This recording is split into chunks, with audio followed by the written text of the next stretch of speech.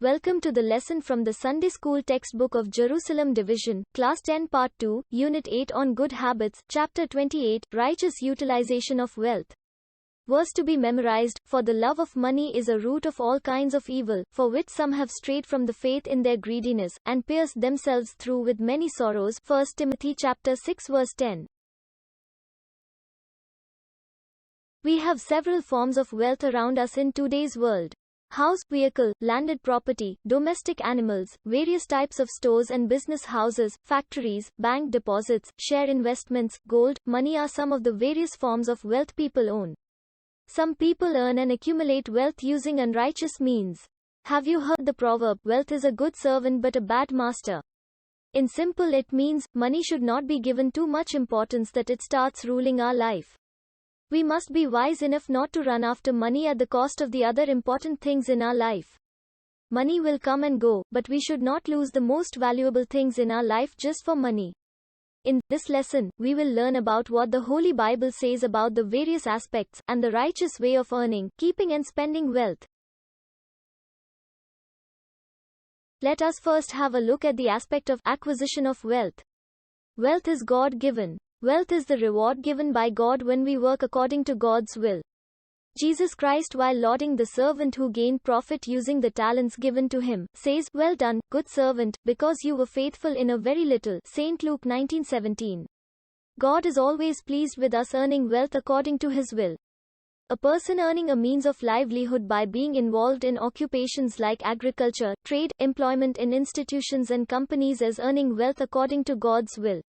Such a person will not amass wealth resorting to evil means like bribes, corruption, black market, black money. He will not resort to criminal means like theft, robbery, murder and looting to amass wealth. He always earns his income, using only the right means.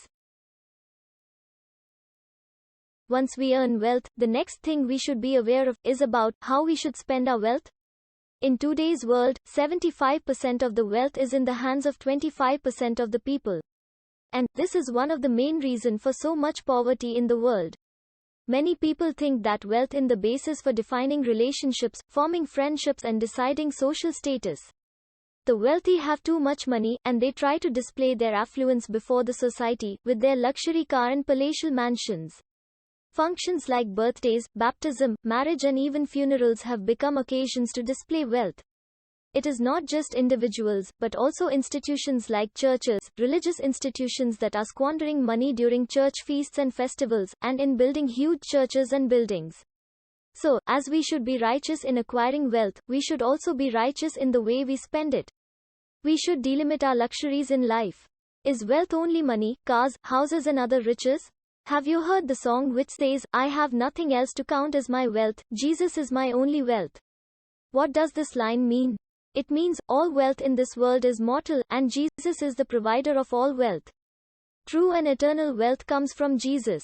Since I am looking for the real wealth, there's nothing more I want than Jesus, who is my eternal wealth. Wealth, which is given by God, is for all people. We need to share our wealth with the needy. Jesus Christ taught us in the parable of the talents that talent buried in soil is not wealth. Those who received 5 and 2 talents should increase them as 10 and 4 talents respectively and should give them back to God. The money earned will become wealth only when we invest and increase it and utilize it for the needy and for the welfare of the society and social good.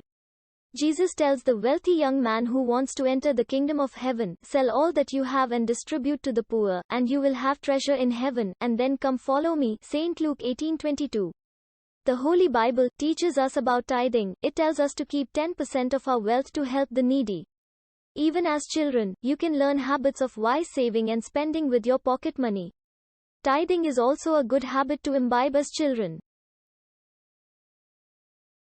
We should be careful about the influence of the society in the way we spend our money. We should not become slaves of consumerism.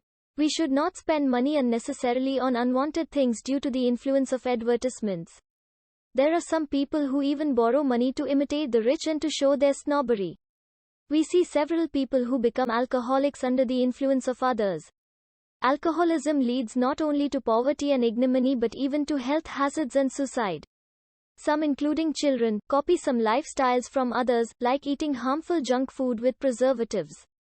It is causing lots of health issues in children like obesity, diabetics and lack of concentration. If we live a simple lifestyle, it will give us peace of mind and help us to sleep better.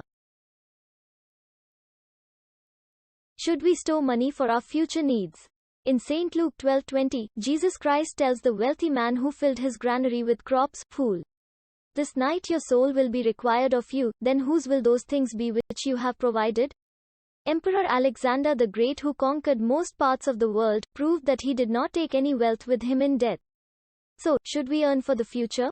We should not store wealth for generations. Money is meant to be exchanged to become wealth by giving back to God and utilization for social good. At the same time, saving some amount of earnings will be beneficial for our old age and for any health-related treatments and any other contingencies.